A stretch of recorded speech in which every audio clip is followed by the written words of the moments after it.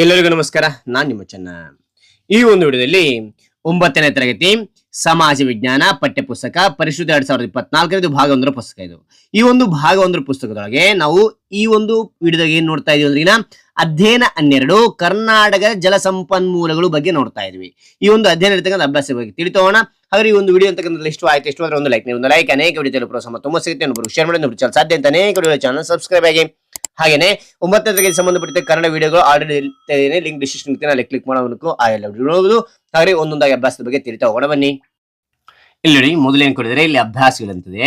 ಮೊದಲನೇ ಖಾಲಿ ಬಿಟ್ಟಿರುವ ಸ್ಥಳಗಳನ್ನು ಸೂಕ್ತ ಪದಗಳಿಂದ ಭರ್ತಿ ಮಾಡಿರಿ ಅಂತ ಕೊಡಿದರೆ. ಹೌದಾ?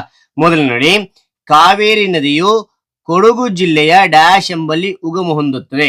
ಇಲ್ಲಿ ಅಂದ್ರೆಗಿನ ಉತ್ತರ ತಲ ಕಾವೇರಿ ತಲಕಾವೇರಿ ಅಂತಕ್ಕಂಥದ್ದಾಗುತ್ತೆ. ಓಕೆ. ಎರಡನೇದು, ಪ್ರಸಿದ್ಧ ಜೋಗ್ ಜಲಪಾತ ಡ್ಯಾಶ್ ನದಿಯಿಂದ ಸೃಷ್ಟಿಯಾಗಿದೆ. ಯಾವ ನದಿಯಿಂದ? ಇಂದಿನ ನೋಡಿ, ಶರಾವತಿ ನದಿಯಿಂದ ಸೃಷ್ಟಿಯಾಗಿದೆ ಅಂತಕ್ಕಂಥದ್ದು. ಓಕೆ. ಆ ನಂತರ ಮೂರನೇದು, ಕರ್ನಾಟಕದಲ್ಲಿ ಅತಿ ಹೆಚ್ಚು ಕಾಲುವೆ ನೀರಾವರಿ ಹೊಂದಿರುವ ಜಿಲ್ಲೆ ಯಾವುದು ಅಂದ್ರೆಗಿನ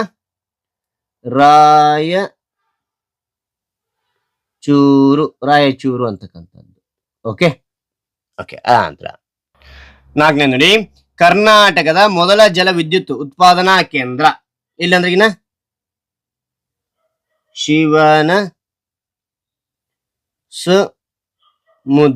ಶಿವನ ಸಮುದ್ರ ಅಂತಕ್ಕಂಥದ್ದು. ಓಕೆ. ಆ ನಂತರ ಐದನೇದು, ಆಲಮಟ್ಟಿ ಅಣೆಕಟ್ಟನ್ನು ಡ್ಯಾಶ್ ನದಿಗೆ ನಿರ್ಮಿಸಲಾಗಿದೆ. ಯಾವ ನದಿಗೆ ಅಂದ್ರೆಗಿನ ಕೃಷ್ಣ ಅಂತಕ್ಕಂಥದ್ದು. ಕೃಷ್ಣ. Okay, right. ಅದಾದ ಬಿಟ್ಟಸ ಆಯ್ತು. ಬಿಟ್ಟಸ ನಂತರ ಎರಡನೇ ಗಮನಕ್ಕೆ ಈ ಕೆಳಗಿನ ಪ್ರಶ್ನೆಗೆ ಸಂಕ್ಷಿಪ್ತವಾಗಿ ಉತ್ತರಿಸಿ ಅಂತ ಕೇಳಿದ್ರೆ ಯಾವ ರೀತಿ ನೋಟ್ಸ್ ಬರೀ ತಿಳಿಸ್ತಾ ಹೋಗ್ತೇನೆ. ಓಕೆನಾ? ಇಲ್ಲಿ ನೋಡಿ ಮಕ್ಳೇ, ಇಲ್ಲಿ ಇತಿಹಾಸ ಅಂತಕ್ಕಂಥದ್ದು, ಅಧ್ಯಯನ 12 ಅಂತಕ್ಕಂಥದ್ದು ಚಿಕ್ಕನ ಅಕ್ಷರಲ್ಲಿ ಬರ್ರಿ. ಆ ನಂತರ ಪಾಠದ ಶೀರ್ಷಿಕೆ, ಪಾಠದ ಹೆಸರಿದೆಯಲ್ಲ, ಕರ್ನಾಟಕದ ಜಲ ಸಂಪನ್ಮೂಲಗಳು ಅಂತಕ್ಕಂಥದ್ದು ದಪ್ಪನ ಅಕ್ಷರಲ್ಲಿ ಬರೆದು ಕೆಳಗಡೆ ಅಂಡರ್ಲೈನ್ ಮಾಡಿ ಈ ಒಂದು ಪಾಠವನ್ನು ಯಾವತ್ತು ಬರಿತಾ ಇರ್ತೀರ ಆ ದಿನಾಂಕವನ್ನು ಇಲ್ಲಿ ಮೆನ್ಷನ್ ಮಾಡಿ ಬರಿತಾ ಹೋಗಿ. ಓಕೆನಾ? ಇಲ್ಲಿ ಎರಡನೇ ರೋಮಂಕೆ ಬರೆಯೋದು ಮುಂಚೆ ಏನ್ ಮಾಡ್ತೀರಾ ಅಂದ್ರೆ, ಮೊದಲನೇ ರೋಮನಕ್ಕೆ ಬಿಟ್ಟ ಸ್ಥಳ ಇದೆಯಲ್ಲ ಅದು ಬರೆದ ನಂತರ ಈ ಎರಡನೇ ರೋಮನಕ್ಕೆ ಈ ಕೆಳಗಿನ ಪ್ರಶ್ನೆಗೆ ಸಂಕ್ಷಿಪ್ತವಾಗಿ ಉತ್ತರಿಸಿ ಬರಿತಾ ಹೋಗಿ ಮಕ್ಕಳೇ. ಓಕೆನಾ? ರೈಟ್. ಇಲ್ಲಿ 6ನೇ ಪ್ರಶ್ನೆ ನೋಡಿ, ಕರ್ನಾಟಕದ ಪ್ರಮುಖ ನದಿಗಳನ್ನು ಹೆಸರಿಸಿ ಅಂತ ಕೇಳಿದರೆ. ಹೌದಾ? ಉತ್ತರ ನೋಡಿ, ಕರ್ನಾಟಕದ ಪ್ರಮುಖ ನದಿಗಳೆಂದರೆ ಅಂತಕ್ಕಂಥದ್ದು ಬರೆದು ಇಲ್ಲಿ ಒಂದೊಂದಾಗಿ ತಿಳಿಸೋಗಿ ನೋಡಿ. ಕೃಷ್ಣ, ಕಾವೇರಿ, ಪೆನ್ನಾರ್, ಪಾಲಾರ್, ಶರಾವತಿ, ಕಾಳಿ, ಗಂಗಾವಳಿ, ನೇತ್ರಾವತಿ, ವರಾಹಿ, ಅಘನಾಶಿನಿ ನದಿ ಅಂತಕ್ಕಂಥದ್ದು ಇವು ಕರ್ನಾಟಕ ಪ್ರಮುಖ ನದಿಗಳಾಗಿರ್ತವೆ. ಓಕೆನಾ? 7ನೇ ನೋಡಿ, ಕೃಷ್ಣಾ ನದಿಯನ್ನು ಕುರಿತು ಟಿಪ್ಪಣಿ ಬರೆಯಿರಿ ಅಂತ ಕೇಳಿದ್ರೆ. ಹೌದಾ? ಉತ್ತರ, ಕೃಷ್ಣಾ ನದಿ ದಕ್ಷಿಣ ಭಾರತದ 2ನೇ ಮುಖ್ಯ ನದಿ ಅಂತಕ್ಕಂಥದ್ದು. ಇನ್ನೊಂದು ಪಾಯಿಂಟ್ ನೋಡಿ, ಇದು ಮಹಾಬಲೇಶ್ವರ ಎಂಬಲ್ಲಿ ಉಗಮವಾಗುತ್ತದೆ ಅಂತಕ್ಕಂಥದ್ದು. ಇದು 1392 ಕಿಲೋಮೀಟರ್ ಪೂರ್ವದೆಡೆಗೆ ಹರಿದು ಬಂಗಾಳ ಕೊಲ್ಲಿ ಸೇರುತ್ತದೆ ಅಂತಕ್ಕಂಥದ್ದು. ಇದು 480 ಕಿಲೋಮೀಟರ್ ದೂರ ಕರ್ನಾಟಕದಲ್ಲಿ ಹರಿಯುತ್ತದೆ ಅಂತಕ್ಕಂಥದ್ದು. ಭೀಮಾ, ತುಂಗಭದ್ರಾ, ಘಟಪ್ರಭಾ, ಮಲಪ್ರಭಾ ಕೃಷ್ಣಾ ನದಿಯ ಉಪನದಿಗಳಾಗಿವೆ ಅಂತಕ್ಕಂಥದ್ದು. ಇದು ಉತ್ತರ ಕರ್ನಾಟಕದ ನೀರಾವರಿ ಮತ್ತು ಜಲವಿದ್ಯುತ್ ತಯಾರಿಕೆಗೆ ಅನುಕೂಲವಾಗಿದೆ. ಯಾವುದಂದ್ರಿಗಿನ ಕೃಷ್ಣಾ ನದಿ ಅಂತಕ್ಕಂಥದ್ದು ಅಂತ ನೋಡಬಹುದು. ಓಕೆನಾ? ಅದ ನಂತರ 8ನೇ ಪ್ರಶ್ನೆ ನೋಡಿ. 8ನೇ ಪ್ರಶ್ನೆ ಹೆಂಗ್ ಕೊಟ್ಟಿದ್ದಾರೆ ನೋಡಿದಾರೆ ಇಲ್ಲಿ, ಕಾವೇರಿ ನದಿಯ ಉಪನದಿಗಳಾವುವು ಅಂತ ಕೇಳಿದ್ರೆ. ಉತ್ತರ ನೋಡಿ, ಕಾವೇರಿ ನದಿಯ ಉಪನದಿಗಳೆಂದರೆ ಅಂತಕ್ಕಂಥ ಬರ್ದು ಇಲ್ಲಿ ಉಪನದಿಗಳ ಹೆಸರು ತಿಳಿಸ್ತಾ ಹೋಗಿದ್ದೀನಿ. ಹೇಮಾವತಿ, ಹಾರಂಗಿ, ಲೋಕಪಾವನಿ, ಅರ್ಕಾವತಿ, ಶಿಂಷ, ಲಕ್ಷ್ಮಣ ತೀರ್ಥ, ಕಪಿಲೆ, ಸುವರ್ಣಾವತಿ, ಭವಾನಿ ಅಂತಕ್ಕಂಥದ್ದು ಇವು. ಓಕೆನಾ? 9ನೇ ನೋಡಿ, ಕರ್ನಾಟಕದ ನೀರಾವರಿಯ ಮೂಲಗಳನ್ನು ತಿಳಿಸಿ.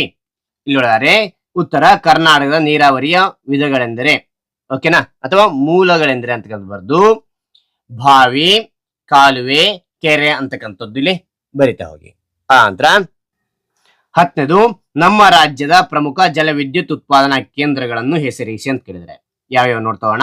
ಇಲ್ಲಿ ಉತ್ತರ ನೋಡಿದರೆ ನಮ್ಮ ರಾಜ್ಯದ ಪ್ರಮುಖ ಜಲವಿದ್ಯುತ್ ಉತ್ಪಾದನಾ ಕೇಂದ್ರಗಳು. ಈ ರೀತಿ ಪ್ರಶ್ನೆ ಯಾವ ರೀತಿ, ಅದೇ ರೀತಿಯಾಗಿ ನಾವು ಕೇಂದ್ರಗಳೆಂದರೆ ಅಂತ ಬರ್ದು ಇಲ್ಲಿ ಒಂದೊಂದಾಗಿ ತಿಳಿಸ್ತಾ ಹೋಗ್ತೇನೆ ನೋಡಿ. ಶಿವನ ಸಮುದ್ರ, ಶಿಂಷ ಕಾವೇರಿ ನದಿಗೆ ಸಂಬಂಧಪಟ್ಟಿರ್ತಕ್ಕಂಥದ್ದು, ಶರಾವತಿ, ಲಿಂಗನಮಕ್ಕಿ, ಮಹಾತ್ಮ ಗಾಂಧಿ, ಗೇರುಸೊಪ್ಪ ಇದು ಶರಾವತಿ ನದಿಗೆ ಸಂಬಂಧಪಟ್ಟಿರ್ತಕ್ಕಂಥದ್ದು, ಸೂಪ, ನಾಗಝರಿ, ಕದ್ರಾ ಮತ್ತು ಕೋಡಸಳ್ಳಿ ಕಾಳಿ ನದಿಗೆ ಸಂಬಂಧಪಟ್ಟಿರ್ತಕ್ಕಂಥದ್ದು, ವರಾಹಿ ನದಿಗೆ ಸಂಬಂಧಪಟ್ಟಿರ್ತಕ್ಕಂಥದ್ದು, ಮಾಣಿಕಣಿವೆ ವೇದಾವತಿ ನದಿಗೆ ಸಂಬಂಧಪಟ್ಟಿರ್ತಕ್ಕಂಥದ್ದು, ಭದ್ರಾ, ತುಂಗಭದ್ರಾ ನದಿಗೆ ಸಂಬಂಧಪಟ್ಟಿರ್ತಕ್ಕಂಥದ್ದು, ಘಟಪ್ರಭಾ ನದಿಗೆ ಸಂಬಂಧಪಟ್ಟಿರ್ತಕ್ಕಂಥದ್ದು, ಆಲಮಟ್ಟಿ ಕೃಷ್ಣ ನದಿಗೆ ಸಂಬಂಧಪಟ್ಟಿರ್ತಕ್ಕಂಥದ್ದು ಜಲವಿದ್ಯುತ್ ಕೇಂದ್ರಗಳು ಇವಾಗಿರ್ತಕ್ಕಂಥದ್ದು. ಓಕೆ ಅಂತ ನೋಡಿ. ಈಗ ನಾವು 2ನೇ ರೋಮನಂಕೆ ಇರ್ತಂತ ಕೆಳಗಿನ ಪ್ರಶ್ನೆ ಸಂಕ್ಷಿಪ್ತವಾಗಿ ಉತ್ತರಿಸಿ ನೋಡಿದ್ವಿ. ಅದಾಂತರ ಏನು ಮಾಡಿದ್ದಾರೆ ಅಂದ್ರೆ ಹೊಂದಿಸಿ ಬರೆಯಿರಿ ಕೊಟ್ಟಿದ್ದಾರೆ. ಇದು ಒಂದೊಂದಾಗಿ ನೋಡ್ತೋಣ. 3ನೇ ರೋಮನಕ್ಕೆ ಹೊಂದಿಸಿ ಬರೆಯಿರಿ ಕೊಟ್ಟಿದ್ದಾರೆ. ಇಲ್ಲಿ ಆ ಪಟ್ಟಿ ಕೊಟ್ಟಿದ್ದಾರೆ, ಇಲ್ಲಿ ಆ ಪಟ್ಟಿ ಕೊಟ್ಟಿದ್ದಾರೆ. ಓಕೆನಾ. ಮೊದಲನೇ ಏನ್ ಕೊಟ್ಟಿದ್ದಾರೆ ಅಂದ್ರಿನ ಲಿಂಗನಮಕ್ಕಿ ಆಣೆಕಟ್ಟು ನೋಡಿದ್ರೆ ಇದಕ್ಕೆ ಉತ್ತರ ಏನಂದ್ರಿನ ಈ ಶರಾವತಿ ನದಿ ಕಟ್ಟಿರ್ತಕ್ಕಂಥದ್ದು.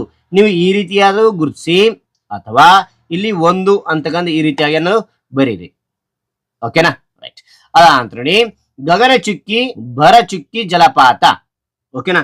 ಇದು ನೋಡಿದ್ರೆ ಈ ರೀತಿಯಾಗಿ ಗುರುಸಿ. ಓಕೆನಾ. ಇಲ್ಲಿ ಕಾವೇರಿ ನದಿಗೆ ಇಲ್ಲಿರ್ತಕ್ಕಂಥದ್ದು ಈ ರೀತಿಯಾಗಿ ಅದು ಗುರುಸಿ. ಓಕೆ. ಇದನ್ನ ನೋಟ್ಬುಕ್ ನಲ್ಲಿ ಬರಿತಾ ಹೋಗಿ ಮಕ್ಕಳೇ. ನಾ ಇಲ್ಲಿ ಡೈರೆಕ್ಟ್ ಟೆಕ್ಸ್ಟ್ ಬುಕ್ ನಲ್ಲಿ ನಿಮಗೆ ತೋರಿಸ್ತಾ ಇದ್ದೀನಿ. ಓಕೆ. 3ನೇ ರೋಮನಕ್ಕೆ ಅಂತ ಬರೆದು ಹೊಂದಿಸಿ ಬರೀರಿ ಅಂತ ಬರೆದು ಈ ರೀತಿಯಾಗಿ ಗುರುಸ್ತಾ ಹೋಗಿ. ಓಕೆನಾ. 3ನೇದು ವಾಣಿ ವಿಲಾಸ ಸಾಗರ ನೋಡಿದ್ರೆ ಇಲ್ಲಿ ಮಾರಿ ಕಣಿವೆ ಅಂತಕ್ಕಂಥದ್ದು. ನಂತರ ಇಲ್ಲಿ 4ನೇದು ಗೋಕಾಕ್ ಜಲಪಾತ ನೋಡಿ